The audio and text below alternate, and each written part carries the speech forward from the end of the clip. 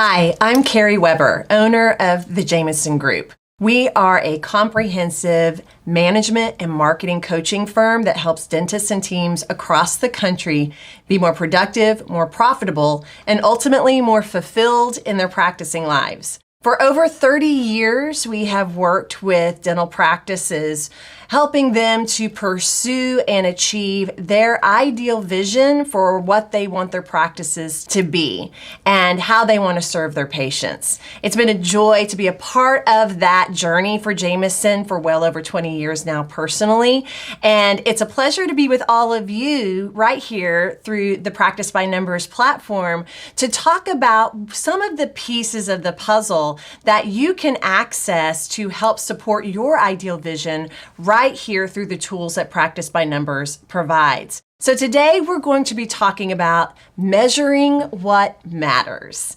Long before there were dental analytics platforms such as Practice by Numbers, we at Jameson had our practices doing it the old-fashioned way, putting in their practice numbers into Excel spreadsheets so that we could measure progress and performance in sometimes the most simple of ways. But what we have known for years and continue to believe in today is that your practice numbers and some of the measurables of your practice are telling you a story of how close you are to what right looks like for you or where you need to give attention and improvement.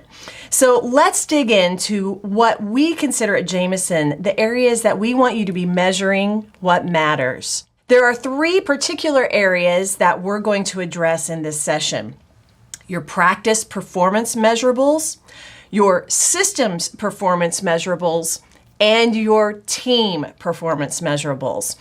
So let's start with those practice performance measurables. Many of you may have been on Practice by Numbers or a system like this for quite some time now, and you're very skilled at using these types of tools to help you run your practices. Some of you may be new to it. Some of you may be lukewarm about it. You can all fall on various levels of spectrum of engagement with the tools that Practice by Numbers provides you. And I want to hopefully shed some light on why a tool like this can be so beneficial for you and what some of the practice performance key performance indicators do to help you set and achieve your goals for your practice. So what we're going to talk about in this particular segment are KPIs, key performance indicators.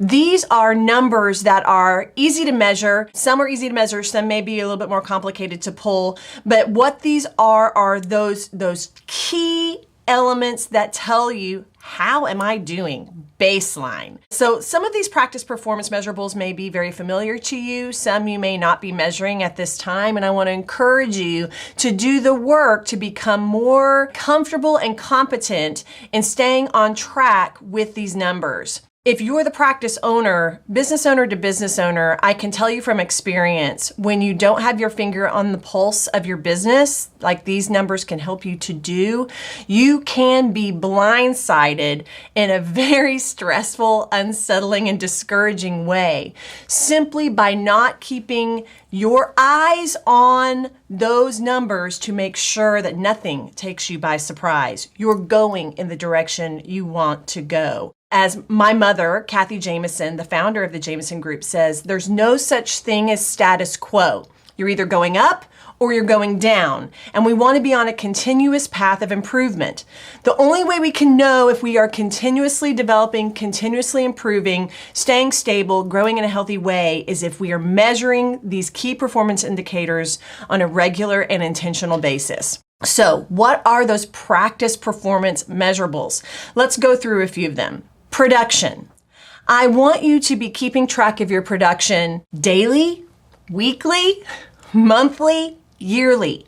And I want you to be setting goals that you and your team are working to achieve every single day. There are some practices that don't keep the team involved and abreast of these types of goals and these types of numbers. And I want to challenge you to make that a part of your team conversations. Be open with the numbers with your team and let them be a part of achieving the goals you need to achieve to not only cover the costs of running your business, keeping the doors open and the lights on, but rewarding you and your team financially in work well done. The only way we can get to that level of performance in a practice is if we're setting and achieving and exceeding our production goals. So set those goals simply on the most baseline level, what you need to be hitting in terms of production to just cover costs, and then going above and beyond that for anything that you want to be achieving and more.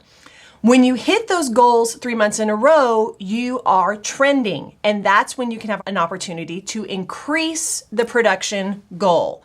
So set those goals, help the team be aware of them, stay on top of those goals so we make sure we're measuring our performance in such a way. That leads us to the next KPI I want you to be tracking, and that's your collections. Of course, we want you to collect what you produce. In most practices, I would want you to be fully collecting as best as you can. The wrench in that is that many of you may be in network with insurance plans, and some of those plans are better than others, and your write-offs can vary.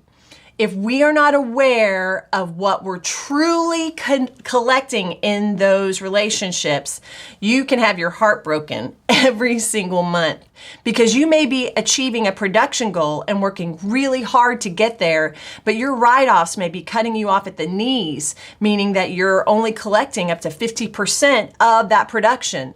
So what I want you to understand is what you're in relationship with so that you aren't blindsided in that respect, and that we're doing everything we can in our practice systems to collect everything that we possibly can, because that's the one that really matters, the money in the bank. If you're setting bonuses, if you're setting your sights on things based on production, you're doing yourself a disservice. The money that's really there is the money that you've collected. So I want to make sure that you have systems to help you collect what you produce. The next practice performance KPI that I want you to be measuring are your hygiene numbers, hygiene production. If you have hygiene in your practice, some specialties don't, but if you're GP and the specialties that have hygiene in your practices, I want 1/3 of your business's production to be coming from hygiene. And not only that, the hygienist and doctor's roles together for treatment acceptance is imperative. 40 to 60% of restorative should be coming from your hygiene chairs. So that's how important not only our hygiene systems, our patient pre-appointment systems, keeping patients active in hygiene, all of those pieces are so key. Not only that, but the hygienist's ability and confidence to educate and help educate, motivate, and activate patients into treatment. This is key. So keeping a handle on what you're producing in hygiene can help you determine if we indeed are doing things well, or if this is an area in the practice where we could improve, and to start looking at those opportunities with that kind of set of eyes. The next system I want you to think about, or those numbers I want you to think about, is your accounts receivable. Boy, if you let this snowball, it gets harder and harder to get control of it. Carrie, how do I get control of it? Well, you put processes into place. We become intentional with how we're handling and collecting our money. Any money that's not collected after 90 days becomes incredibly difficult to collect. Wouldn't you agree? So that we need to be doing things well before the 90-day mark to be collecting that money. 30, 60, 90-day processes so that we are indeed keeping our AR under control. That's what I hope that you're doing, and that you have eyes on that and systems and verbal skills in place to make sure that accounts receivable is in check, and that you're monitoring that on a regular basis so that you don't let it get away from you. Your new patients.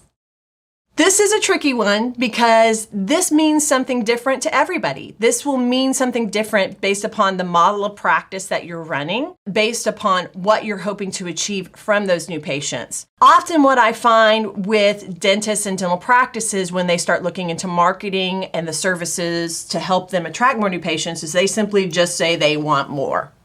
Well, what does that mean? How many more?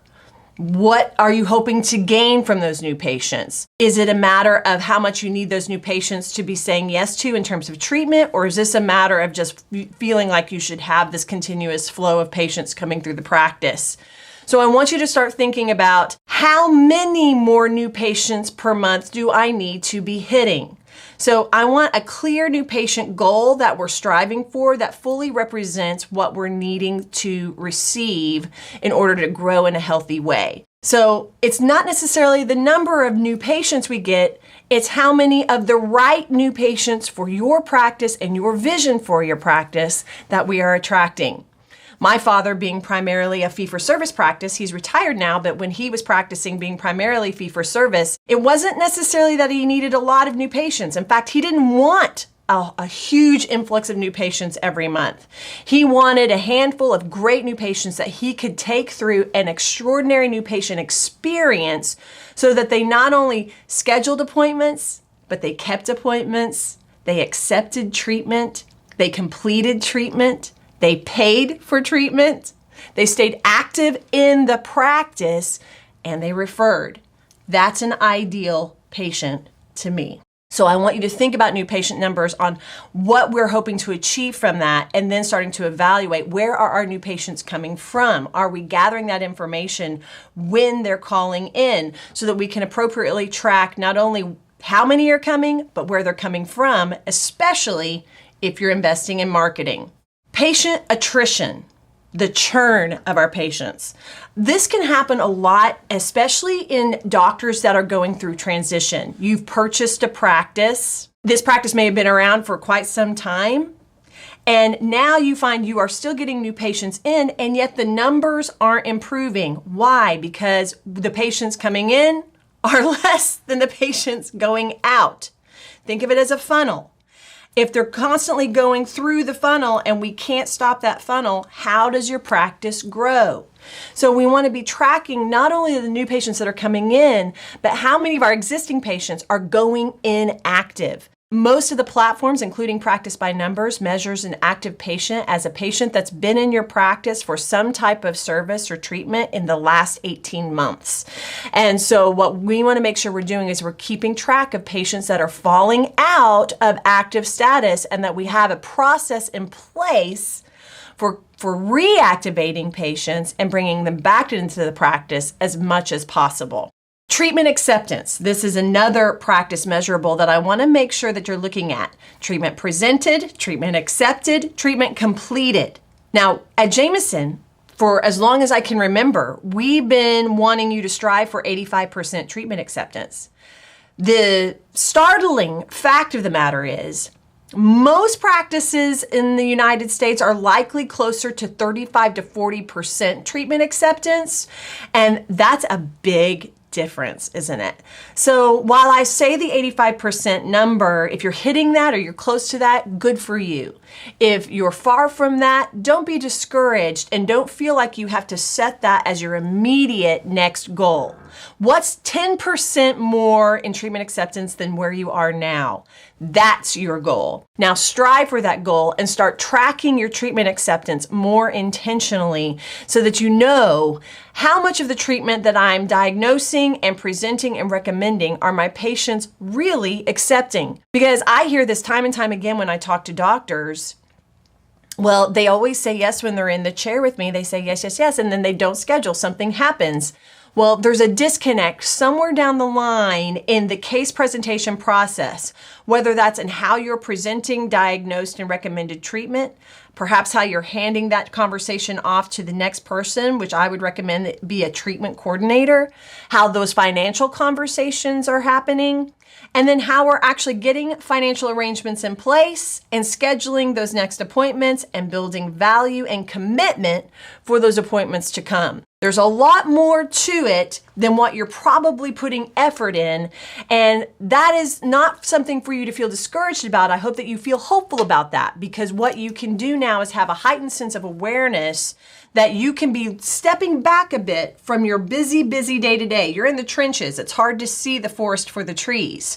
And so I want you to step back and look at your patient touch points All of those handoffs, all of those conversations, all of those key moments of conversation and communication and education, and how can we build trust, need, urgency, and value to that experience with the patients to help them say yes to the treatment they want or need. Those are the 4 pillars of a healthy patient practice partnership: building trust, need, urgency, and value for the patient's experience and relationship with you. That's what I want you to be striving for. Overhead and cash flow. This is one for all of you that are either in the owner's seat or an operations seat. We need to be tracking our overhead and the cost of running the business. There are typically some pretty healthy measuring points and percentages that if you're hitting those percentages, you're in a pretty safe space of having healthy overhead. Now listen, the highest overhead for any practice is salaries. So your salaries will be the highest, followed by labs and supplies and your rent, your lease, your facility. So I want you to start thinking about keeping abreast of your P&L, your profit and loss. And I want you to start keeping track of the cost. I also want you to look at cash flow. Money going in, money going out, right? And if you have debt service, that may be living somewhere else, to keep track of that, because it can be very frustrating when you look at your overhead, when you look at your P&L, when you look at all that and it looks like you should be making money and you're still broke. Well, chances are you have debt that you're also servicing that's taking the rest of any opportunity for profit from you. So it's important as the business owner or the operations leader to keep track of what are the costs of running it. Remember, there are only 3 ways we can increase profit. We increase production, we increase our fees, we decrease our costs. So what can we do from an operations standpoint to keep our business healthy? Yes, your clinicians. Yes, your healthcare providers. And you're also business owners. So it's important to keep track of and keep abreast of the business that you're running, the business of dentistry. Those are the practice performance measurables. Now I want to briefly touch on systems performance measurables and team performance measurables. First, let's address systems performance measurables. What do I mean by this? Within your practice, there are systems that work almost like links in a chain or puzzle pieces, however you want to visualize it. And these are the pieces that make or break the high performance of your practice. We believe there are at least 25 of them. There are many other systems that are keeping you safe, keeping you protected, and keeping you in good standing in various elements of your business. But here are a few of the systems that I want you to be tracking and keeping your eye on. Your scheduling efficiency. There are essentials to scheduling to make sure you're scheduling for production, for profitability, and reduced stress. I see so often practices that are going off the rails into chaos because they haven't thoroughly and intentionally trained their entire team on an ideal scheduling process that everyone honors. Or we go into panic mode for whatever reason, or we don't have any confidence in our verbal skills to stay in control of the scheduling process, and we just start cramming people wherever we can. And then chaos ensues. So I want you to start thinking of your schedule as such an important piece of your practice's health and well-being, that we all are trained appropriately on how to do it well and intentionally, and we honor the pre-blocks. We honor how we're going to achieve the production goals. You want to meet production goals? You need to schedule as such. You want to see more new patients? You need to pre-block for that. If you can't see a new patient in the next 2 to 3 weeks, do you really think they're going to keep that appointment? They have no relationship with you yet. The likelihood is they're going to go on somewhere else. And so we want to make sure, if that new patient flow is important to you in the health and growth of your business, that you're making space for that and honoring that space. That's just an example of scheduling efficiency, the new patient scheduling, making sure we're making room to not only see those new patients, but see them in an intentional way so that new patient experience is exceptional. Remember the 4 pillars of a healthy patient-practice partnership: trust, need, urgency, value. If we don't have the time and the intention to build those pillars with new patients, we will be way behind the 8 ball in terms of building them into the ideal patients for our practice and helping them not only say yes to treatment, but stay active with us. ADA says in a recent study that only 4 out of 10 new patients stay active in the practice. 4 out of 10 of the new patients coming in your practice are staying there. That's unacceptable. I want you to be delivering everything expected plus a little bit more in that new patient experience. So make room for that in your schedule. The hygiene performance, we touched on this. Those hygiene numbers that we want to be hitting, well, that means we've got to have a great hygiene experience. And those appointments need to be intentional and paced out appropriately. And we're educating the patients, building value on that continuous care. That is a key in terms of the systems of your practice. Your hygiene department is so valuable to your practice's health. The patient experience, I've touched on this. Your patient experience must be exceptional. Your patients have choice. They can choose to go anywhere they want to go for their treatment. Why would they choose to come to you, say yes to you, and stay with you? It's how you make them feel in the experience. So what are you doing to make sure that's exceptional? There are what we call pivotal patient touch points, those different touch points from the moment they find you on a website, the moment they call your practice, the moment they walk into your practice and go through an appointment, all the way through checkout and follow-up. All of those are touch points that are either making or breaking the patient's relationship with you. So it's important that you and your team are continuously working to improve that experience, improve your verbal skills, improve the handoffs, improve those touch points so that the patient is getting something that is truly everything that's expected plus a little bit more. Your financial and your collections systems. Financing. Do you have patient financing? Are you maximizing patient financing? Do you have clear financial options for your patients on how they can invest in their treatment and get what they want or need? Collections. As we said, we need to keep our accounts receivable under control. We need to be collecting what we produce. These are systems in your practice. Those are pieces that I want you to start thinking about in terms of your system performance measurables. Are you doing well in those areas? Do you have systems in place? That leads us to the team performance measurables. Do you have a high-performing team?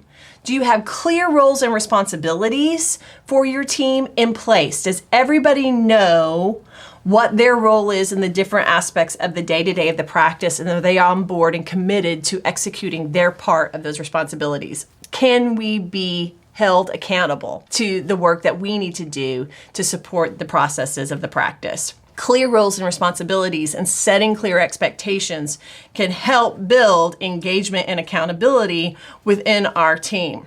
Are you having regular team meetings for training, for development, and also to stay on track and committed and connected to how to have the best possible dental days? Those are daily huddles, monthly team meetings, regular, longer, what we call brain trust meetings, where we're doing more in-depth training. These are all key to get you from here to there. If you don't take the time to train, how can anything change in a positive way?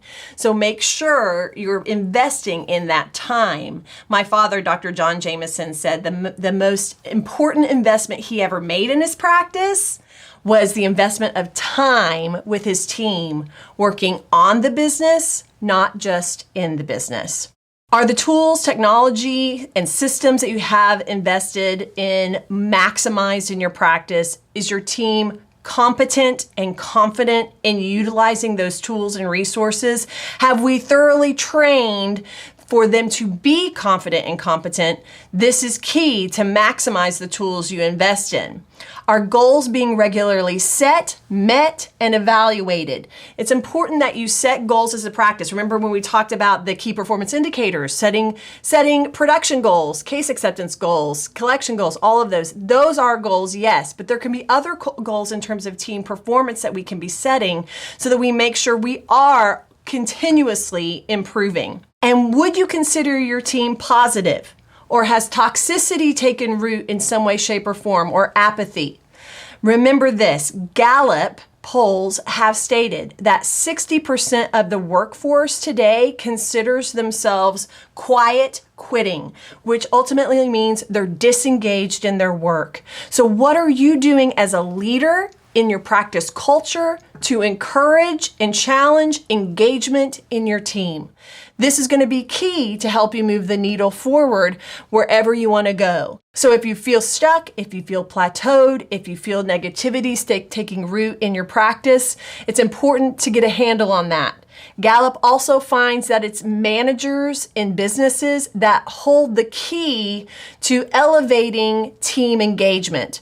So doctors, office managers, department leaders, you all play such a pivotal role in encouraging engagement in your team. So do the work to train and improve your skills as leaders and get clear on your values, your purpose, and your vision in your practice, making sure that your team understands where it is you're going and make sure that they're on board for that. Those are some of the measurables.